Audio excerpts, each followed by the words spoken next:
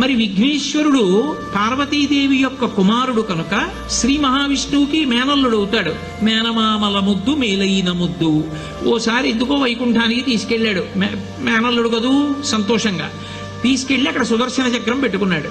ఇదేమిటో బాగుందని తీసి తొండంలో కింద పెట్టి మింగేశాడు. అయ్యబాబో ఇది శత్రు సంహారకమైనటువంటి సుదర్శన చక్రం రా, దీన్ని మింగేశాడు పిల్లాడని ఎలా బయటికి తెప్పించాలో అర్థం కాక విష్ణువు మొట్టమొదట ఆ పిల్లాడి ముందు ఇలా చెవులు పట్టుకుని గుంజీలు తీశాడు.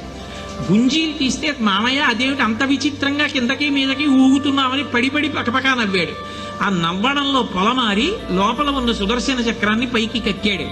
పైకి కక్కడానికి విష్ణువుకి సాధనంగా ఆనాడు గుంజీలు తీశాడు కనుక ఎవరు గుంజీలు తీస్తారో వాళ్ళని చూసి సంతోషించి అనుగ్రహిస్తూ ఉంటాడు. ఇప్పటికీ మీరు పాండిచేరి వెడితే పాండిచేరి రోడ్డు అంతా కూడా గుంజీలు తీస్తూనే కనపడతారు మీకు. విఘ్నేశ్వరుడి యొక్క పూజ అంత తేలిక.